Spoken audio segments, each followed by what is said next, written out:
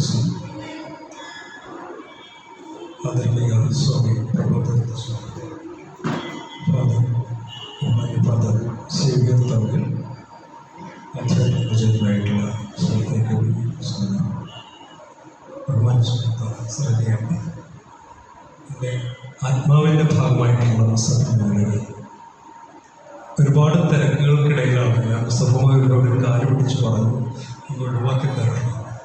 പക്ഷേ നിഷേധിക്കാൻ പറ്റാത്ത ബന്ധമാണ് ഗുരുവായിട്ടുള്ളത്. എന്തായാലും ഞാൻ വിഷയത്തിലേക്ക് പ്രവേശിക്കാം.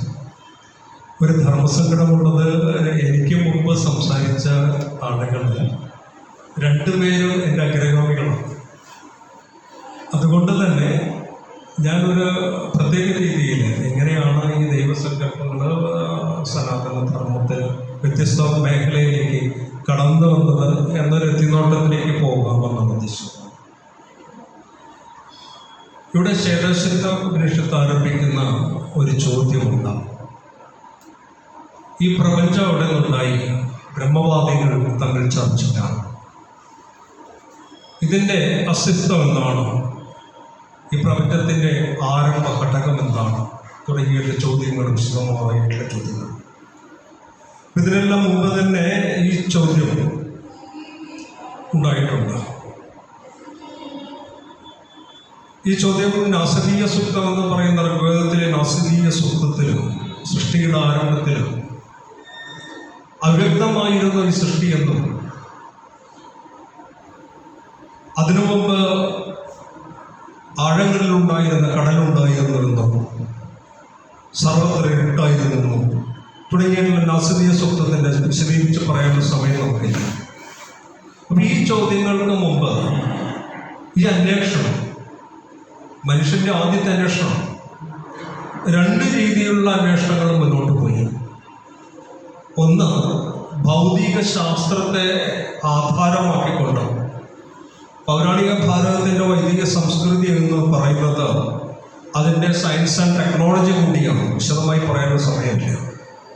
എന്തായാലും അങ്ങനെ പോയ ആളുകൾ രണ്ട് കൂട്ടരും മറ്റൊന്ന് ചർച്ച ചെയ്ത് മുന്നോട്ട് പോകുന്ന ആളുകൾ രണ്ടുപേരും എടുത്ത ഒരു മാനദണ്ഡം തപസ്സായിരുന്നു, ധ്യാനമായിരുന്നു. ഈ ധ്യാനത്തിലൂടെ വെളിപ്പെട്ട സത്യത്തിൽ ഭൗതിക ശാസ്ത്രത്തിൻ്റെ മറകര കണ്ടു നിൽക്കുന്ന സമയത്ത് പോലും ഋഷിയുടെ പ്രഖ്യാപനം വരുന്നുണ്ട്. യഥാ ചർമ്മവദാകാശം വേഷ്ടയിഷ്യന്തി മാനവ തഥാ ദേവം അവിജ്ഞാത ദുഃഖസ്യാന്തോ ഭവിഷ്യതി. യഥാ ചർമ്മവദാകാശം, ഹേ മനുഷ്യ, നിനക്ക് നിന്റെ സയൻസ്, നിന്റെ ഈ ശാസ്ത്ര സാങ്കേതിക വിദ്യ കൊണ്ട് ഈ ആകാശത്തെ തോൽക്കഷണം പോലെ ചുരുട്ടി നിന്റെ കക്ഷത്തിൽ വയ്ക്കാം. യഥാ ചർമ്മവദാകാശം വേഷ്ടയിഷ്യന്തി മാനവ തഥാ ദേവം അവിജ്ഞാത ദുഃഖസ്യാന്തോ ഭവിഷ്യതി. എന്നാൽ നിനക്ക് ശാശ്വതമായിട്ടുള്ള സമാധാനവും സുഖവും വേണമോ എന്നുണ്ടെങ്കിൽ നീ അനുഭവിച്ചറിയേണ്ടത് തഥാദേവം അവിജ്ഞാത, നിന്റെ ഉള്ളിലിരിക്കുന്ന ആ ദിവ്യ ചൈതന്യത്തെ കുറിച്ചാണ്. ഋഗ്വേദം പറയുന്നുണ്ട്, മനുർഭവ ജനയ ദൈവജന, മനുഷ്യനാവുക. ആദ്യം വേണ്ട ഘട്ടം അതാണ്. മനുഷ്യനായിക്കൊണ്ട് ദിവ്യ ഗുണശാലിയായിട്ടുള്ള ഈശ്വര സ്വരൂപികളായിട്ട് മാറുക. മാത്രമല്ല ഋഷി പറയുന്നുണ്ട്, വേദാഹമേദം പുരുഷം മഹാന്തം ആദിത്യവർണം തമസപരസ്താ. ഈ ഇരുളിനപ്പുറമുള്ള സാക്ഷാൽ ദേവചൈതന്യത്തെ ഞാൻ സാക്ഷാത്കരിച്ചിരിക്കുന്നു. നാരായണഗുരുവിന്റെ വാക്കുകൾ പറഞ്ഞാൽ, ഒരു 10,000 ആതിഥേയർ ഒന്നായി വരുവതുപോലെ വരും വിവേകവൃത്തി എന്ന് പറയുന്ന പോലെ ഒരു 10,000 സൂര്യന്റെ പ്രഭാവത്തോടൊന്ന് കൂടി നിൽക്കുന്ന ആ ദിവ്യ ചൈതന്യത്തെ ഞാൻ സാക്ഷാത്കരിച്ചിരിക്കുന്നു. അത് സാക്ഷാത്കരിച്ചു കഴിഞ്ഞാൽ മൃത്യുവിനെ ജയിക്കാനുള്ള രഹസ്യമുണ്ട് എന്ന് പറയുന്ന ഒരു ദൈവസങ്കല്പത്തിലേക്കാണ് പോകുന്നത്. ഭാരതത്തിലെ ദൈവസങ്കല്പങ്ങളിലേക്ക് നമ്മൾ കടന്നു പോകുമ്പോൾ ചാർവാക സിദ്ധാന്തത്തെ കുറിച്ച് പറയണമെന്ന് പറയുന്നു, പക്ഷെ സമയം അനുവദിക്കില്ല. തീർച്ചയായിട്ടും എൻ്റെ പ്രിയ സുഹൃത്ത് എൻ്റെ അടുത്ത് തന്നെയുണ്ട്, എനിക്ക് വളരെ ഇഷ്ടപ്പെട്ട ഒരു സബ്ജക്റ്റ് കൂടിയാണ്.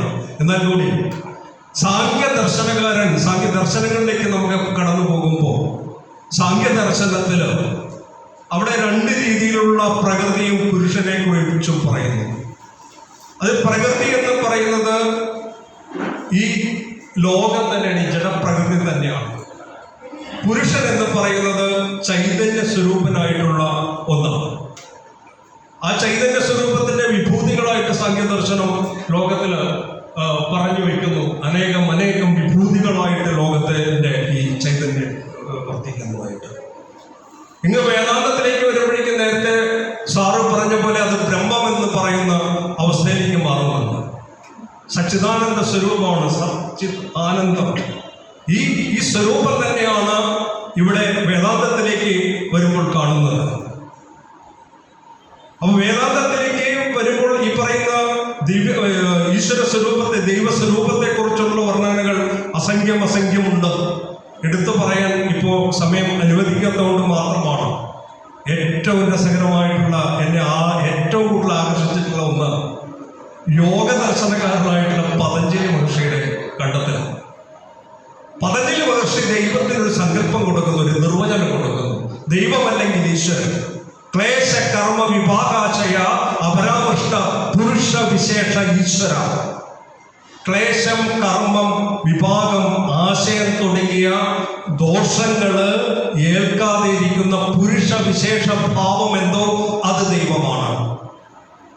ക്ലേശം എന്ന് പറയുമ്പോൾ അനവധി കാര്യങ്ങൾ, അവിദ്യ, അസ്മിത. അതായത് അസ്മിത എന്ന് പറഞ്ഞാൽ ഞാനെന്ന ഭാവം, രാഗം, ദേഷം, അഹങ്കാരം, അഭിനിവേശം തുടങ്ങിയിട്ടുള്ള കാര്യങ്ങൾ ഇവിടെ ഇതിൽ വരുന്നുണ്ട്, ക്ലേശങ്ങളിൽ വരുന്നുണ്ട്.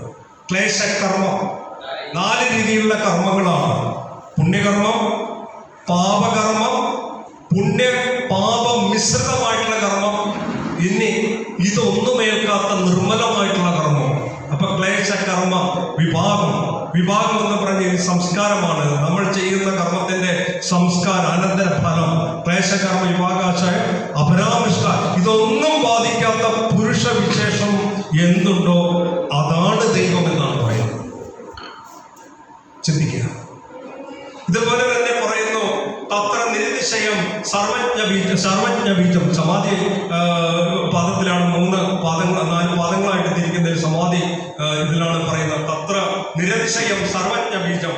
25ാമത്തെ സൂത്രമാണ്. സർവത്ര അറിവുകളും നിരതി സർവജ്ഞ ബീജം ഈശ്വരനിൽ അർപ്പിതമാണ്. ഈശ്വരനില്ലാത്ത ഒരു വിദ്യയും ലോകത്ത് പ്രകാശിതം ആയിട്ടില്ല. ചാർവാക വിദ്യയും അത് തന്നെയാണ്, ചാർവാക ദർശനവും അത് തന്നെയാണ്. ഇവിടെ നിന്ദകന്, ഇവിടെ കൊടുക്കുന്ന ചാർവാകന് കൊടുക്കുന്ന, അല്ലെങ്കിൽ അവിശ്വാസിക്ക് കൊടുക്കുന്ന വേദനിന്ദകോ നാസ്തിക എന്നാണ്. ദൈവനിന്ദകോ നാസ്തിക എന്നല്ല ഭാരതത്തിൽ കൊടുക്കുന്ന വേദനിന്ദകോ നാസ്തിക.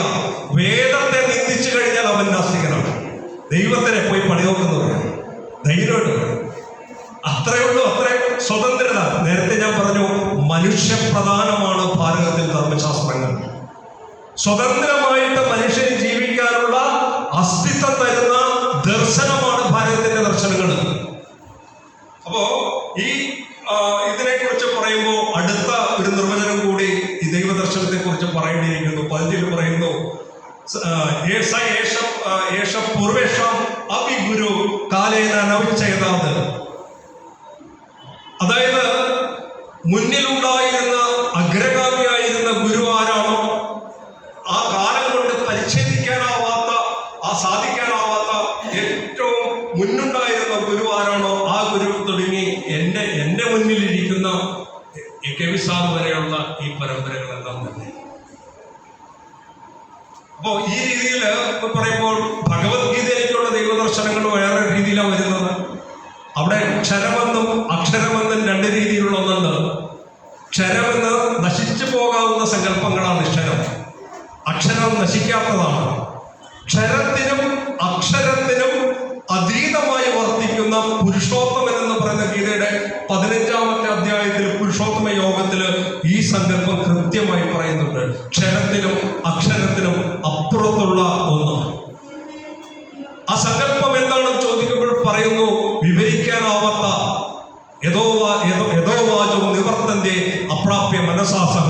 അവിടേക്ക് എന്റെ വാക്കുകൾ ചെന്നെത്തുന്നില്ല, എന്റെ സങ്കല്പങ്ങൾ അവിടേക്ക് എത്തുന്നില്ല. ആ സങ്കല്പത്തിനും എന്താണോ നേരത്തെ സ്വാമിജി പറയുന്ന ദിവ്യാവിൽ നിന്നുണ്ടായിരുന്ന ആ സങ്കല്പത്തെ ഇവിടെ ദൈവം എന്ന് ഭാരതീയ സങ്കല്പത്തിൽ പറഞ്ഞു. പിന്നെ നേരത്തെ നമ്മുടെ ആദരണീയമായ ഫൈസി അദ്ദേഹം ചോദിച്ച ഒരു ചോദ്യത്തിന് കൂടി എനിക്ക് ഒരു ഉത്തരം പറയേണ്ടത്, എന്തുകൊണ്ട് ഭാരതത്തിലെ ദർശനങ്ങളിൽ ഇത്രയധികം ദേവതകൾ കടന്നുകൂടിയത്? ഞാൻ അടുത്ത റൗണ്ടിൽ ഇത് പറയാമെന്നാണ് ഉദ്ദേശിക്കുന്നത്. തീർച്ചയായിട്ടും ഞാൻ അടുത്ത റൗണ്ടിൽ ഇതിനെ കുറിച്ചുള്ള മറുപടി പറയാം.